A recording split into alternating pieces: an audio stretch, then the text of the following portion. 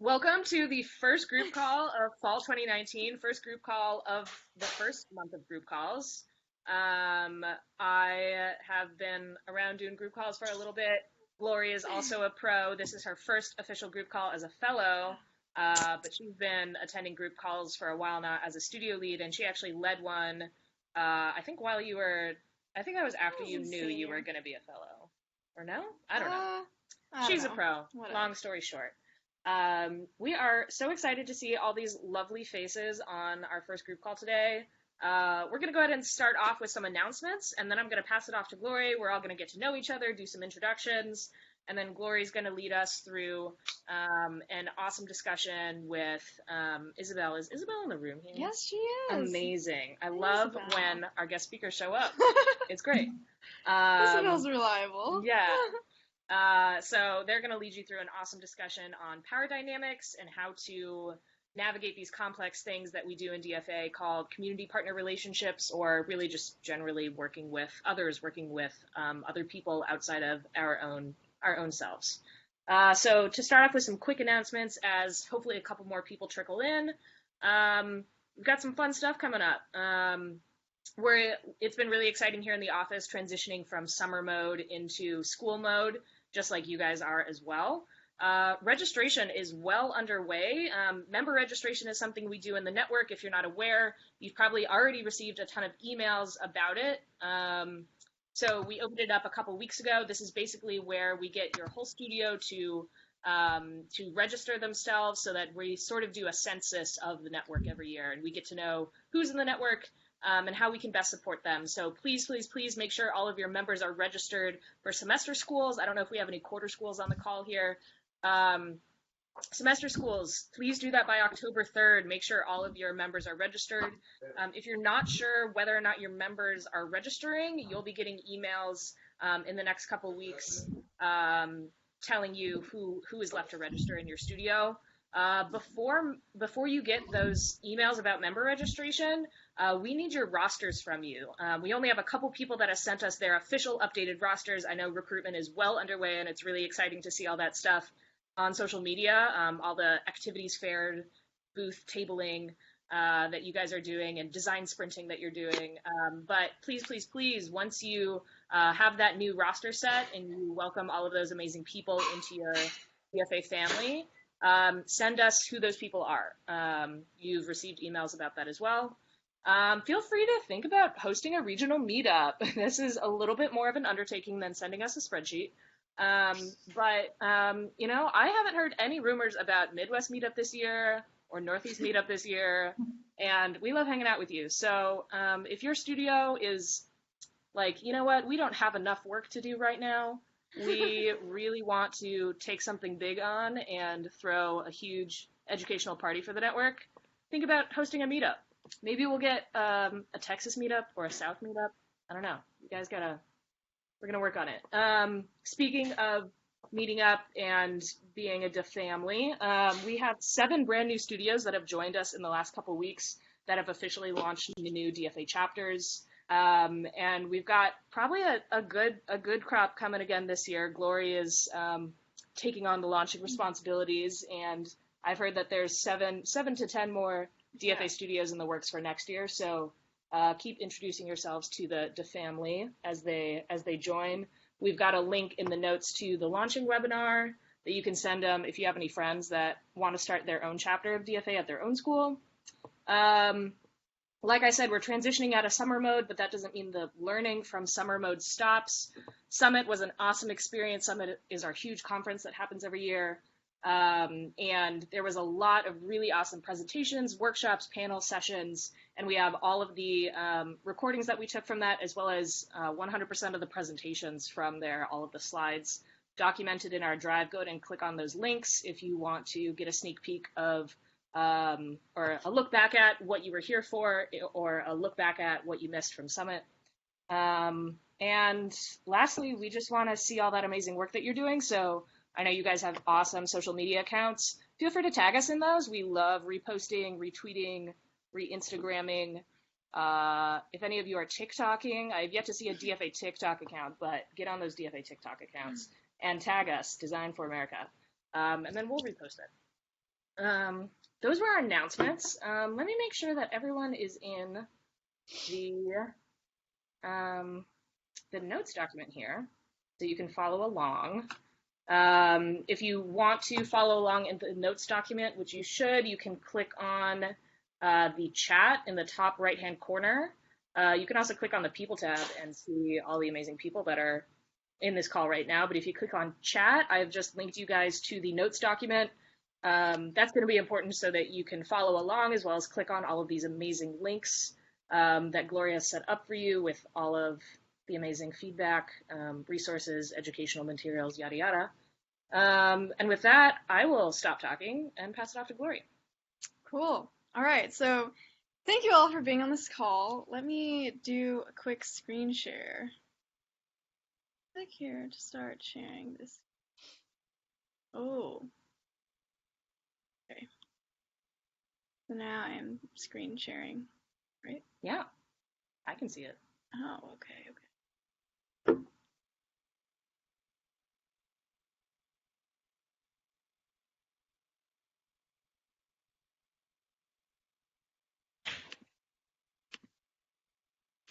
Okay, can you all see my screen?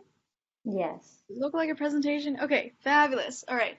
Okay, so I want to start off with some introductions. So if we can go around and say your name, what school you're from, and a 6-word memoir about your experience coming back to school. So essentially it's 6 words that make up a title that might describe, the chapter of a book if you were going to write it about your experience in school. I can start off. My name is Glory. I was actually from the DFA RISD and Brown studio. I am from San Jose, California, and my memoir is grateful because I actually graduated college. There you go. All right. There you go. I'm happy to go next, and then we're just going to go down the list. So after me, looks like it's going to be Cameron, so you're on deck. My name is Kelly. I graduated from Washington University in St. Louis in 2018, where I was part of the DFA studio there for 4 years, had a blast, studied architecture and computer science, spent way too much time doing DFA and not in studio. I grew up in Southern California. I've been here at the DFA national office for almost a year and a half now, which is kind of crazy. I'm not going to do this in 6 words. Because I can't count. I would say nostalgic for going back to school. Whoa, I did it. It's just weird being out of school for so long. It's back to school season, but I guess I never left school. So true. That's work me. On a campus. Yeah. Cam, you're up. I'm Cam. I'm from the Rensselaer studio. From Worcester, Mass. And a 6-word memoir title.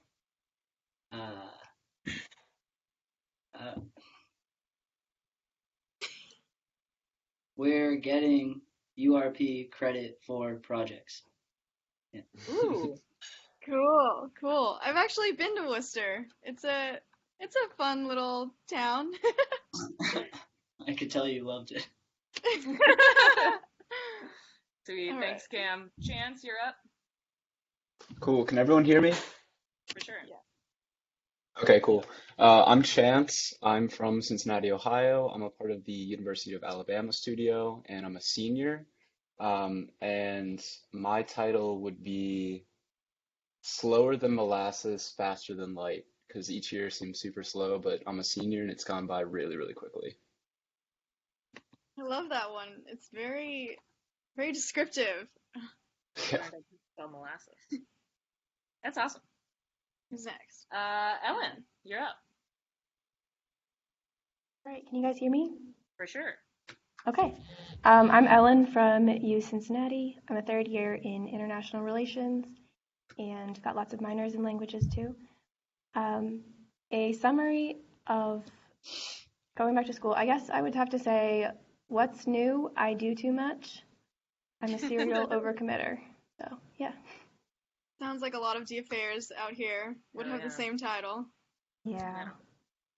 Great. Emily, you're next. All right, hello. My name is Emily. I'm a senior at MIT, and I'm studying computer science and minoring in mechanical engineering. And I've done DFA since freshman year as like a project member, and then now all the way up to like co-president.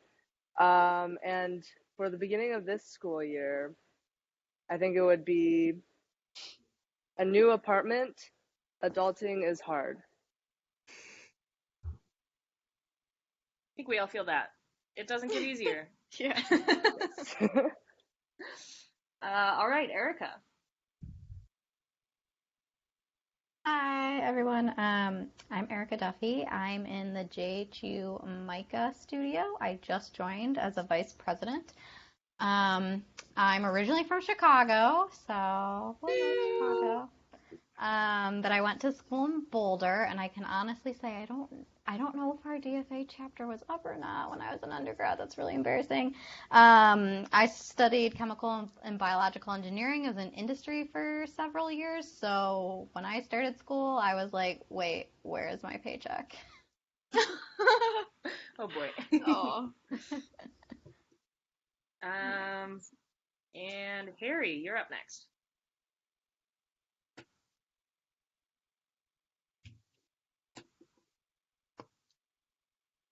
No, Harry. All right, we'll come back to Harry. Isabelle, would you like to introduce yourself?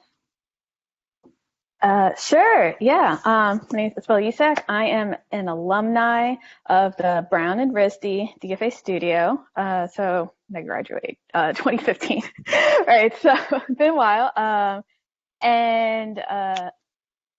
Let's see, my 6-word memoir, probably following the theme, never-ending to-dos, but it's possible. So try and have that affirmation. Staying hopeful. Yeah, for sure. Megan, Hi, can everyone hear me? for sure. Yes. Okay, awesome. So yeah, I'm Megan. I'm from the Claremont Colleges chapter, and I'm a senior. One of the co-presidents of our chapter. We were founded like 2 years ago. And I would say, for how my semester's going, tried to relax. It didn't work. Thought it was going to be more chill, but that never ever happens. So it's fine. Yep, I get it. Priyanka, you're up next. Hi, I'm Priyanka. I'm a graduate student at NYU and I'm a part of DFA NYU. And I'll be hosting their podcast this semester and the next. Nice. I really encourage all of you to check it out. We already had 2 seasons. And my memoir would be my to-do list is swelling. Your to-do list is what? Is swelling? Oh, swelling. Okay. Yeah. It never shrinks. It never does. Ross, do you want to introduce yourself? Yes, hello everyone. My name is Ross Brunetti. I'm one of the new fellows along with Glory. I am from originally from Salt Lake City, Utah, but I just graduated from the Cleveland Institute of Art and was part of the Case Western Reserve Cleveland Institute of Art DFA studio. And my memoir would be just graduated, but missed my meal plan. It's been a change. Yeah. All right. Thanks, Ross. Shivani. Hi, I'm Shivani. I'm a second year at UC Davis studying computer science. And this is going to be my first year as a studio lead. And my 6-word memoir would be school has not started yet. Yay. But it will soon. Don't worry. Yeah, thanks for hopping on the call. Love to see some quarter schools on the call. Steph. Hi guys, I'm Steph and I'm Caitlin. We're on the same video call. We're co-team leads. We are from Fordham University. DFA Studio is pretty new here. It's only our 2nd semester. And so we decided our memoir for this year is finding our footing, trying our best. It's a good one. And you are, for sure. T, round us out. Hi guys. Oh, I forgot to uncover my camera. Oh, hey, I'm T from Texas State. New launching studio. Let's see. The memoir, right? My memoir title should be, let's see. Am I supposed to be here? No, you're supposed to be here in Chicago with us, T. That's my T was memoir one of our title. interns. Okay. And then any luck on Harry? Yeah, Harry no, I'm good now. What's Did you up? already call my name previously? I did. I'm sorry we missed you. Yeah, no, I think my connection's pretty iffy, so it's been going in and out. No worries. Yeah, so my name's Harry Hegeman. I am a junior at the Yale studio with DFA. I'm initially from St. Louis, Missouri. I'm studying economics at Yale, and as for my six-word memoir, I would say just grateful to be back with friends. That's lovely. What a great way to round us out. Nice. All right, so we do have a humongous call. Thanks for the amazing turnout, but we're going to dive right into this presentation. All right, so today is about power, but what does that really entail? Just to set us up, a lot of what I'll be talking about is about power and power dynamics. Some of it is about your social identity, some of it, but all of it is supposed to empower you to make you a better designer and facilitator no matter who you're working with. This is a quick agenda. We're going to talk about power, how it affects your design work.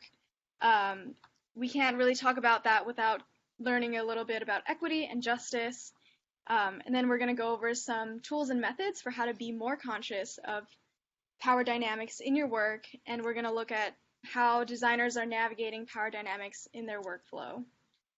So again, to introduce Isabelle, our lovely panelist, she was a really great mentor when I was leading at RISD and Brown. She's done a lot of work in design facilitation, design research, community-centered design.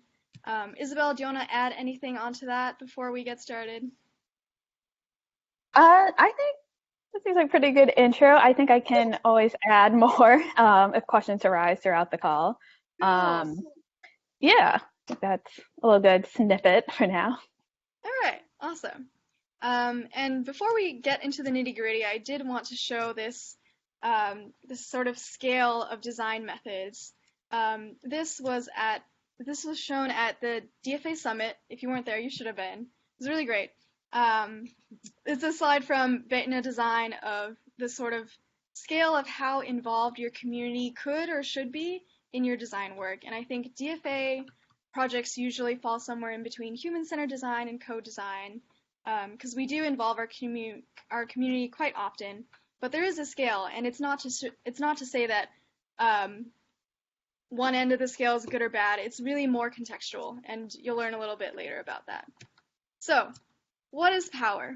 I know it's been the topic of this call, but maybe we can just do a raise of hands and show. So who here has felt powerful before? You know, you feel like you're on top of the mountain and you can achieve anything. Cool. How about who has felt powerless before? You know, when you feel like you can't do anything about a situation at all. So most of us have had some relationship with power, but the one definition is the ability to direct or influence change.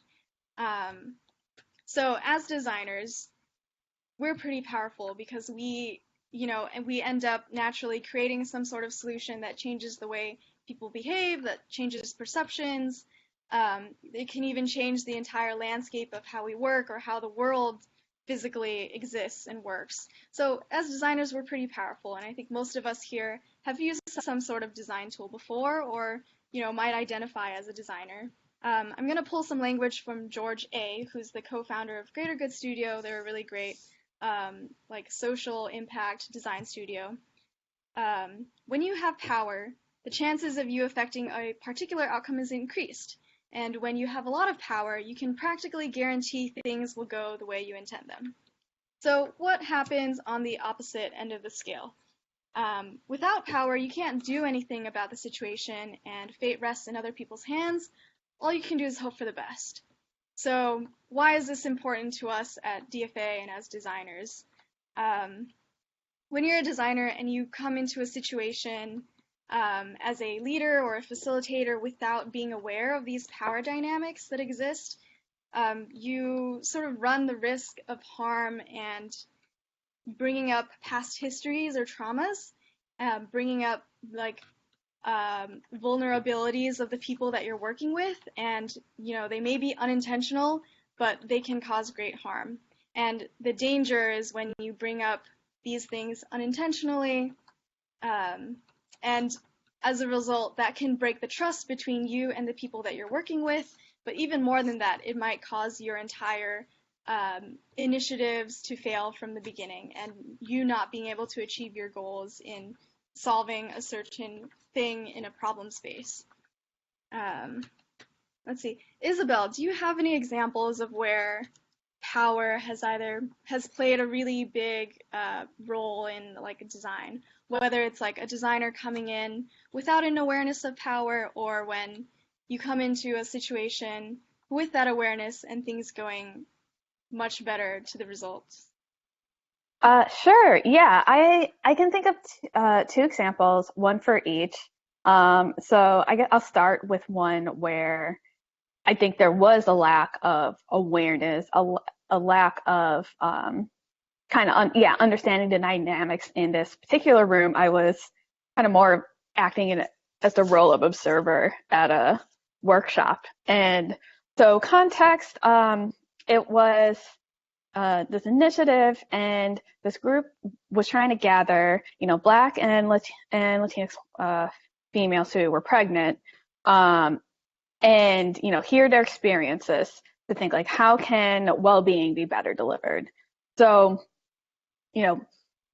there's I'm trying to think, but anyway, there's this good quote about like, design and intentions versus impact. So you have facilitators who have, good intentions behind this. They want to hear people's voices, but there was a breakdown in like the impact and what it had in the room. And so this is kind of coming in terms of like power and racial dynamics in particular with this example. So, it's like Black and brown women in this room, and you have facilitators who were all white, and then two who were white men who didn't quite who were the initiative leaders, but weren't taking the role of facilitators during this event. And so they wanted to see how it was going, but they also didn't properly introduce themselves and were sitting on the periphery during this workshop. So there was just an odd dynamic of like, oh, like, why are they here? Like, what are they hoping to learn? It wasn't addressed through like this workshop.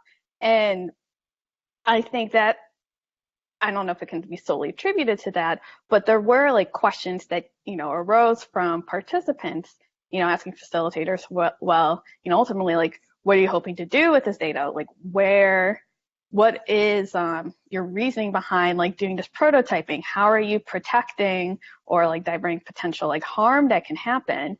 And I do think a lot of those questions or concerns could have been, so that it was like a very unexpected like Q&A, like reassurance session that happened. And I think a lot more transparency at the beginning of that, knowing like kind of who's leading this. I think one thing in particular was, I know the facilitators were hoping to have a partner organization who like knew like the locals, who like had the connections to those women, but they didn't have them at that workshop either. So it was very much seen as like, oh, like, we don't know you. And so it was so much reassurance there. So that's where I think there was a lack of awareness coming into this event. A lot of distrust that had to be navigated. Whereas I think, and I know I'm setting this up where I was giving an example where I was an observer, and now I'm giving an example where a good example where I was an facilitator. I've had a lot of learning too, but a plus side of power dynamics I think I've seen, and even though it's not quite admittedly, we kind of like really realized it after the fact, was in this project with students and school teachers. It was an educational landscape, and me and another designer were going to do one-on-one interviews with teachers.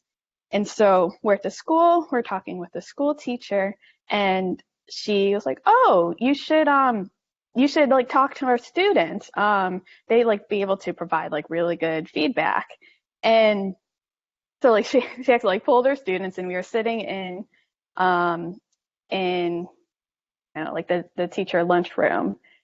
And so like initially, like me and the other side, like we'd started asking questions, and we were kind of getting like, "Oh, you know, yeah," kind of like short responses. And then, you know, being a teacher, like it was like a really good like being on the same wavelength. Like we kind of gave each other like, and so she started asking some questions.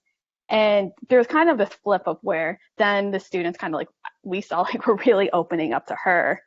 And so I think that was a power dynamic we saw where, you know, teachers, this is somebody who has like who's had like this good relationship with the student versus me and the designer, like who they were just meeting and like just met like 2 minutes ago.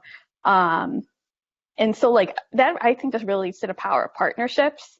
And also like how I, as a designer, sometimes it's like, how can you train others in, you know, in interviewing, observations, and that partnership. So there's really rich and like authentic data that's happening, and people feel safe while sharing, because especially in, you know, a social impact space, you know, it can be really vulnerable to open up and really share your true like feelings and frustrations. So let me know if you have any questions, but I'll take a pause here. Yeah, thanks for sharing. It sounds like those were two really great examples of how it works and how it can go against you. And it seems like they both tie really closely to trust.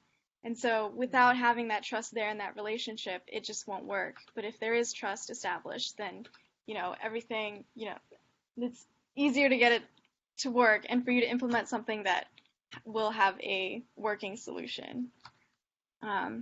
Cool. If you guys have questions, please type them out in the call notes that we have.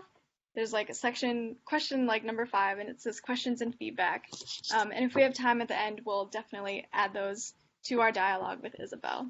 But to keep going, so we've started touching upon this, but power shows up in our social identities. And so you can see in this sort of scale here, it depends on who you're with, and those are always changing. We hold different social identities based on the context.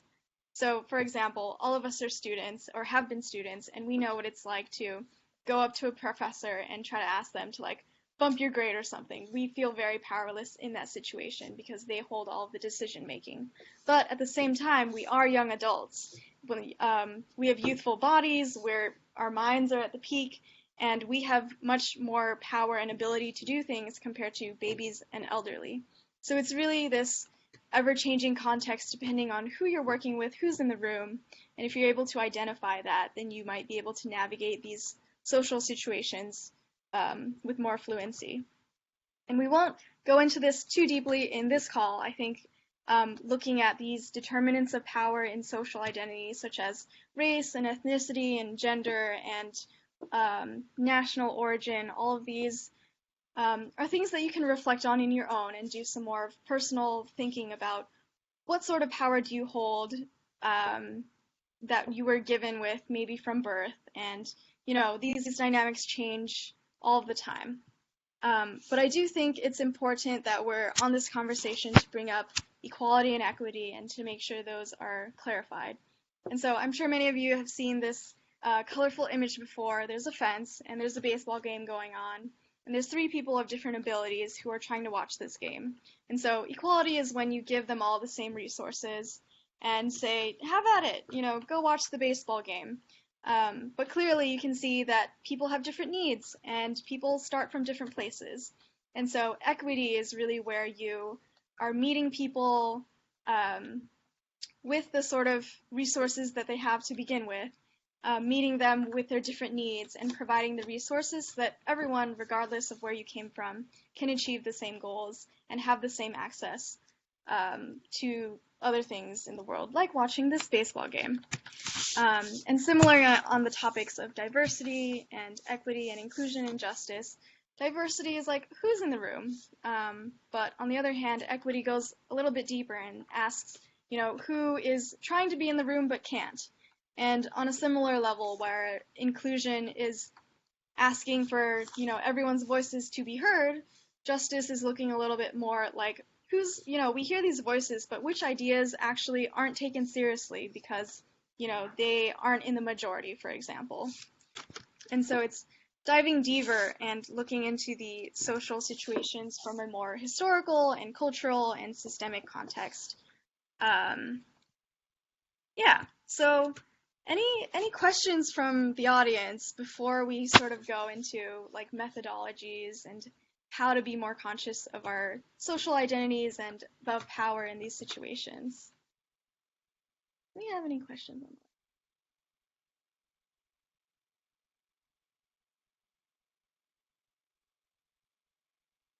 You go with them? Yeah. Okay.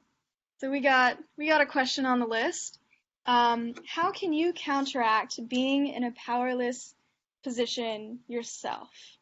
Isabelle, do you have any ideas about that question? Ooh, good question. Counteract.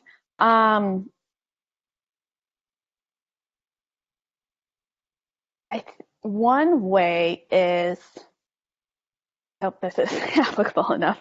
I think at least like finding, who else does feel powerless with you? If you are in a situation where, there are other people who may be at a similar level or role, that's where I think at least I kind of like this nuanced take on allyship could find. And, and it's always helpful, I think, like sometimes like, having that support, whether it is like, maybe not necessarily like you need like straight solutions, but like I'm in the same situation, I have these frustrations.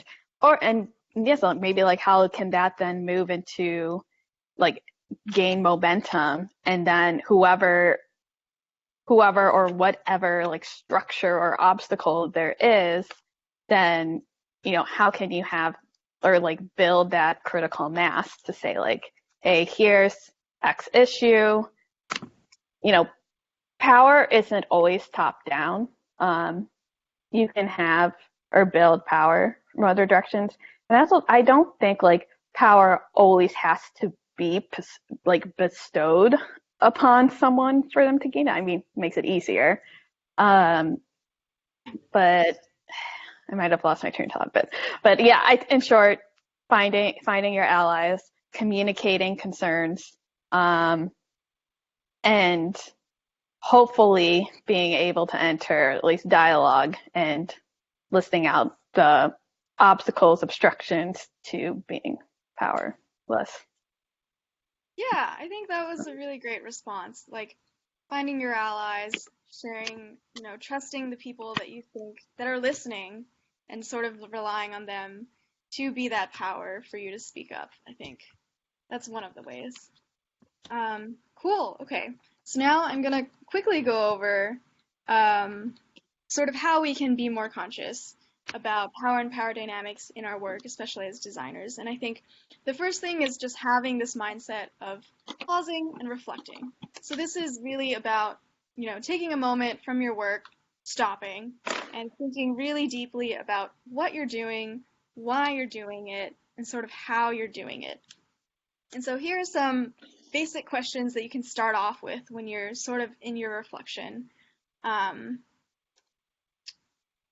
It's not something that you have to do right now, obviously, but, thinking about your privilege and your role in transferring power, and, it's especially when you're working with communities that have less power than you, it would involve some sort of, involving them more in your process, allowing them to speak up or using their words to speak rather than your own.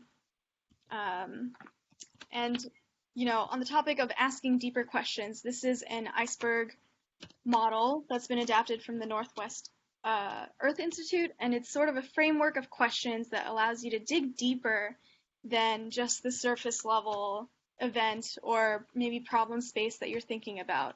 And so there is the surface level thing, but there's also patterns and trends that have happened. And those happen because there is an underlying structure that is built to sort of make those events repeat. And then there's also how that affects everyone around and in that context. And so what sort of like assumptions and beliefs and values have been built because of these structures, and what holds this system in place to keep these events happening. Another really great tool that I want to bring up is the Cards of Tec. This was created by Artifact, which is a responsible design and strategy firm. And essentially, it's available online. You can also buy a set of physical cards.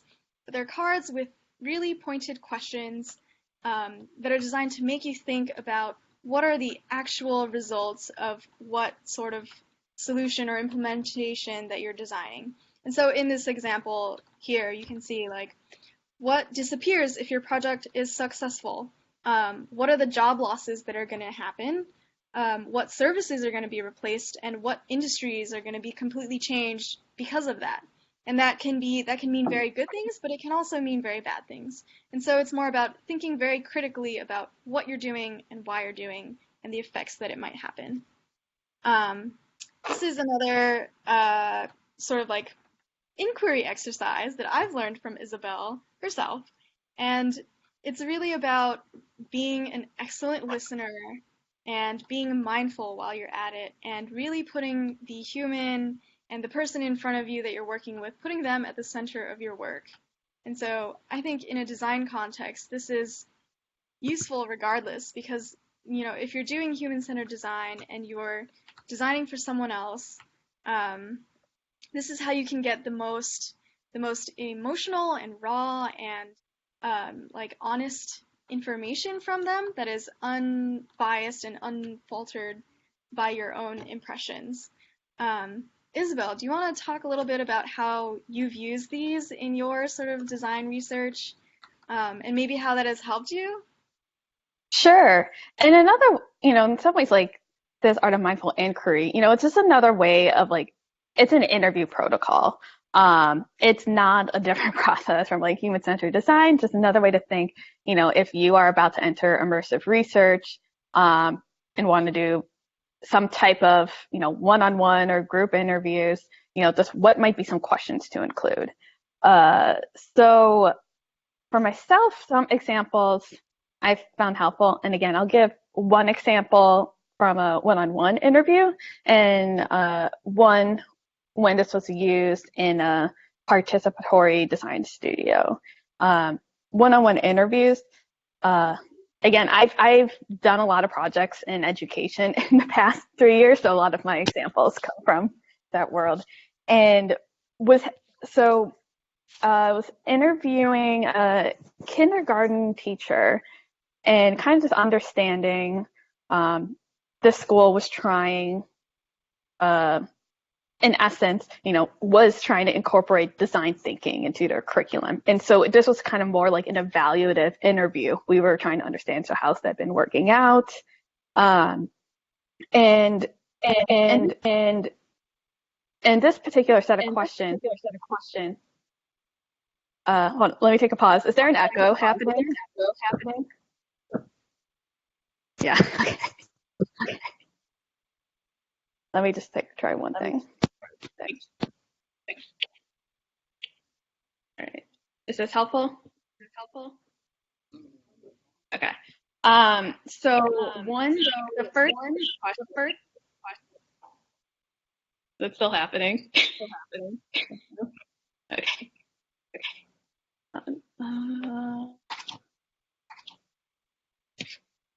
Let me try calling in quickly.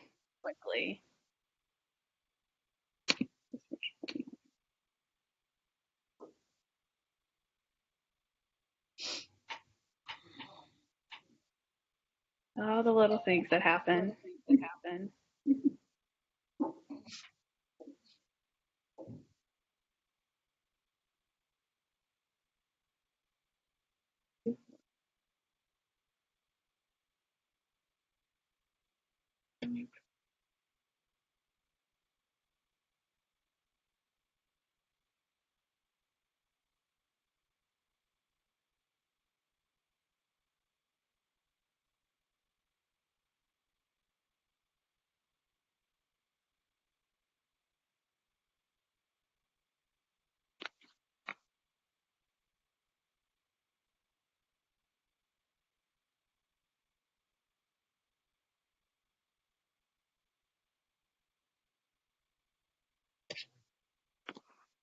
Okay. Can you hear me now?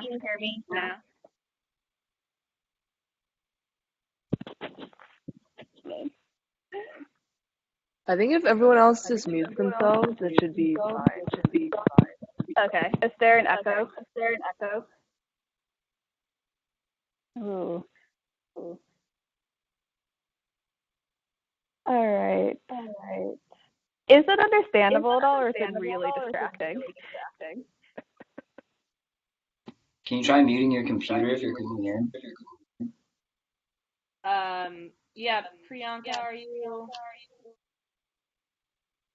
Priyanka, if you could mute yourself, that might help. Yeah, I'm trying to do that.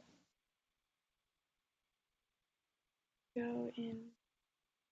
And yeah, Isabelle, just make sure your computer is muted. So there's no sound coming out of yours either.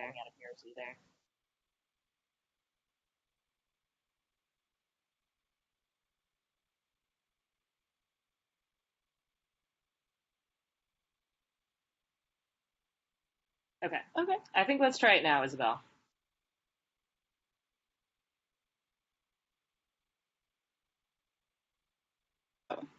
You're still muted, Isabelle.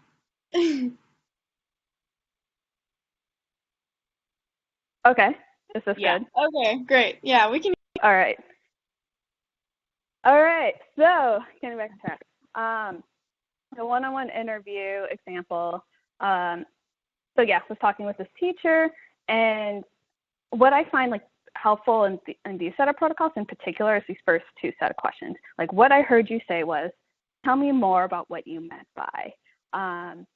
What I heard you say was, it can help, just from like a language point, words can have different meanings or just land differently for people, and can also just like help break down our assumptions.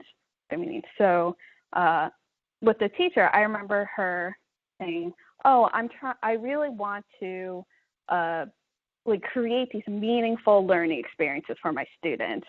And then, for a couple more minutes, kept talking, but like that struck with me, and I was like, well, like, what do you mean by meaningful? Like, I'm interpreting that in some way, and we got a really rich insight, because she then opened up into, I want to create these really cultural, responsive, materials for my students, and this is why I believe that's important. So we heard like we got a lot of insight into like what this motivation is and like what her goals were, just through getting that clarification.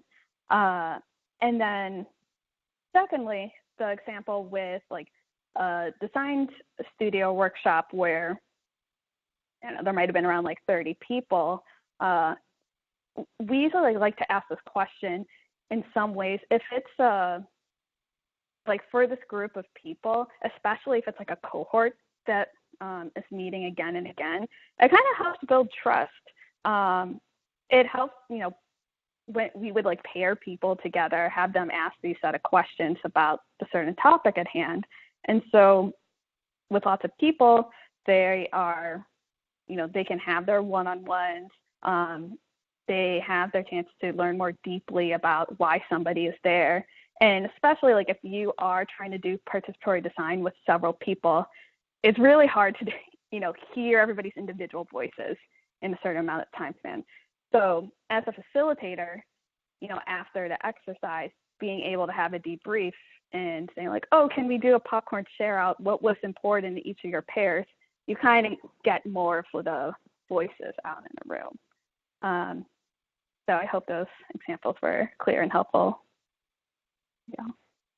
Yeah, it seems like naturally these questions are more open-ended and excluding your personal bias as the question asker. Yeah. And just listening to what they have to say. You did mention that, you were acting as a design facilitator, and I know when I first became a DFA member, I didn't know what that was. I wonder if you can explain sort of like why you use facilitator rather than designer, and maybe like the nuances and the differences of that. Sure. I think, and again, this goes back to the spectrum you showed at the beginning of the talk of, human-centered design and co-design and community-driven design. And I don't think there's necessarily like one end of the spectrum is always 100% right. You need to be in that, regardless of any situation. Just projects kind of fall naturally on that. So I do believe if you are doing co-design, like kind of through community-driven design, like my perspective on facilitation is, facilitation, not dictating what the solution should be, how things should be done. I think it's a way, especially if, you're working with certain community or certain group of people, how, like people already have their voices.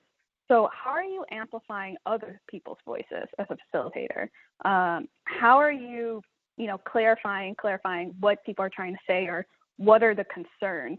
I think a lot of the work is like gathering data, in a sense, is gathering people's perspectives on, what works, what doesn't work on a certain design challenge. And, as a facilitator, you can be the role of going back to your design team and helping synthesize the findings and making sense to themes. There's also opportunities in that, to do that with your users, participants, have them along the process, have them, see how maybe what your themes are findings. It's a lot about like continuous feedback. I think like that's where design comes to me. It's, continuous feedback, being able to work in real time to continue like refine and then define what exactly is the core of the issue. And then, okay, here are possibly the interventions approaches we can take. And then also get feedback on how those land. I think in short, I think it's very like inquiry driven, and really making sense of a lot of different voices and what they're saying into just like clear statements.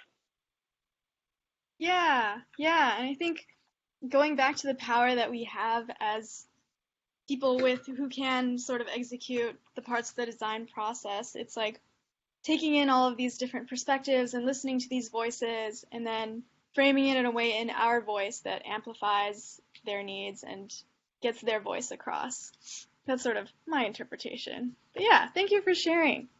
Okay, so this is the design methods chart that you saw in the beginning. But we are a little short on time, so I really want to open up the floor and let people ask their questions because I know you have a lot. There is one that I think is really good. So, do you have methodologies for checking privilege, or do you just recommend doing some thinking?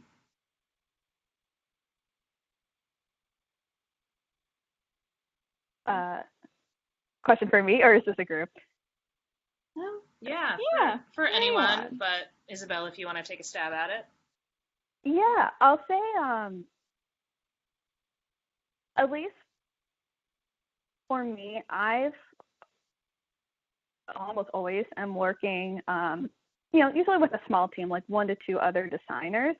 So I think that's also part of, it's kind of an emergent process at times. And I think as a team, you're like, okay, how, let's say here's a project, it's 6 months long, kind of when you're in your project mobilization stage, kind of just like asking at least like the beginning guiding questions of, how are we learning and reflecting internally as a team, at least, and,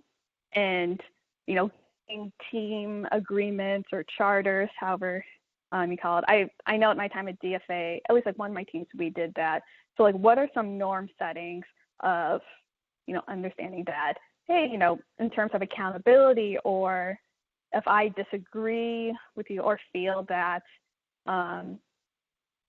there might be not thinking about, certain aspects, where this project falls, that, if I'm giving feedback, it's not personal, it's just like in service this project. So I think of that as, I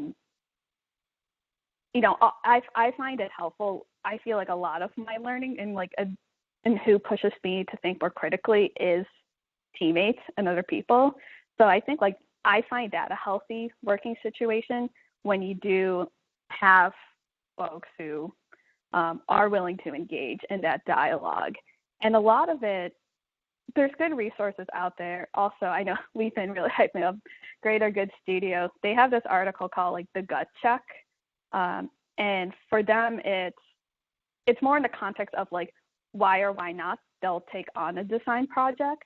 But whatever questions you'll find, it's almost just what are your guiding questions to make you feel like you have time for reflection, at least. And I think that it just starts there. Are you building into your workflow an internal reflection with your team? And then whatever those questions are, there's a lot of resources for that. So I'll stop there and say at least that's the starting point. Yeah, that was a really great answer. Thanks, Isabelle. Does anyone else have any questions before we sort of wrap up this call? Either for Isabelle or someone else, or any other questions or feedbacks or comments, thoughts? I have a question. Yeah, go for it. Hey, so I thank you so much for thank you, Isabelle, thank you for organizing the meetings. Awesome. So my question is I think as a designer or familiar with human-centered design process, we kind of familiar with the dynamic of powers or the privilege that we have or the privilege that somebody else has, and how it's the power dynamic work within the social infrastructure. But then when it comes to working with a community and immerse in the community and try to practicing co-design and communicate creative design, it's so hard. Participatory is really hard. It's a lot of roadblock because when it comes to working with community, designer have no privilege at all. We have less power than a community member because it just takes a time to build that relationship with a community member before they can trust you and then share the information with you.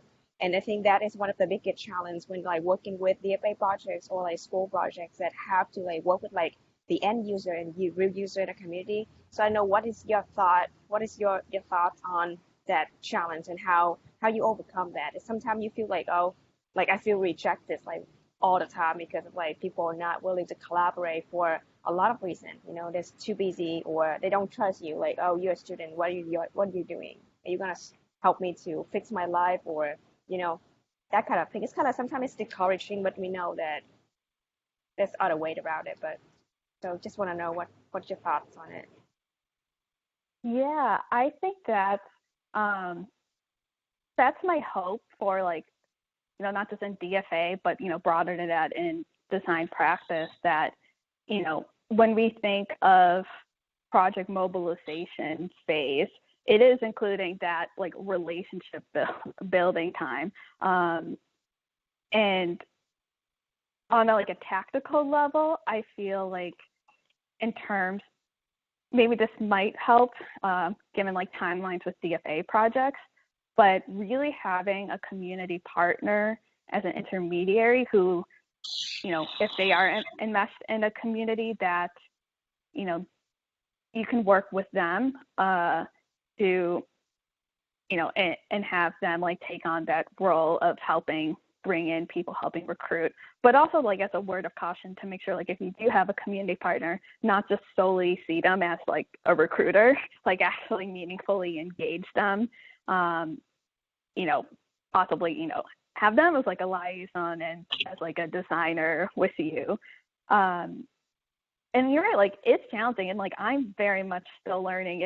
It changes really from project to project, and how am I showing up into this work?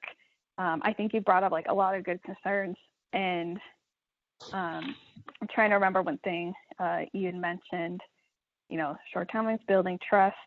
And I feel a lot of it is as a designer and in this work, sometimes, your personal professional lines, those are always blurred. It's hard, like I don't believe like you can ever fully separate that.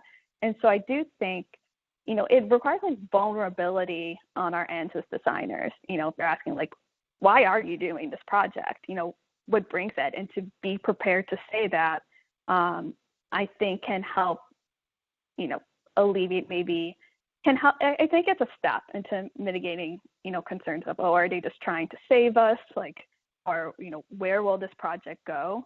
Kind of, being clear about expectations, being vulnerable in that we don't know necessarily if this will, result into a fully functional product or service, but this is our goals. This is what we hope to bring, but, we'd love to hear from you also, like your perspective on this manner. So I think always just that back and forth and being ready to enter that. And also I'm, we're going over time, but also another resource out there. I'll try to add it to the list.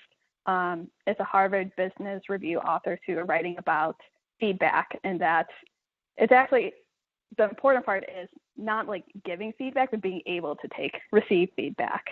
So I think like always being ready to hear like things you don't want to hear, but if you show that you're able to make, or you're willing to make changes, I think goes a long way. Yeah, really great question, T, and amazing answer, Isabelle. I think the thread that I'm finding is that, when you give up your power, you feel vulnerable. But I do think that, being vulnerable is a really huge sign of strength too. And there's so much that we can take from that in terms of growing and learning and being better at what we're doing. Okay, I know we're totally over time by a minute, but I do want to touch upon that in our resources doc, in our call notes doc, we have a bunch of resources listed out. If you're interested in pursuing any of these, looking further at the Cards of Tec, or reading more on Georgie's work, please go click on those links in our call notes. And at the very end of that, we do have feedback. We're always looking for feedback to improve these group calls. Tech was clearly one for this one, but we would love to hear what your likes, your wishes, and your wonders were for this call. All right, thank you guys so much. Please give us your feedback. Start typing away so other people aren't embarrassed to start. All of you show up as anonymous alligators, so it really doesn't matter. Yeah. Yeah. All the way at the end of the notes doc. So just scroll all the way down, or if you can't find it, click on my face up where all the circles are at the top of the screen, showing who's in the notes doc. If you click on my face, it'll go to where my cursor is, which is exactly where you need to be. We really appreciate this feedback. It's totally essential to us continuing to make these group calls better, bringing you topics that you're excited about, bringing you speakers that are relevant to those topics. So we really appreciate the feedback, and oh my gosh, thank you so much for making this the best group call. This was great. Yeah, thanks again, Isabelle, for hopping on this call. We wouldn't have been able to do it without you. I wouldn't have. All right, we'll let you go, guys. Please give us feedback, and we'll stay on the line if anyone has other questions or comments. Thanks so much, guys. Have a good evening. Thank you. Thank you. Good night.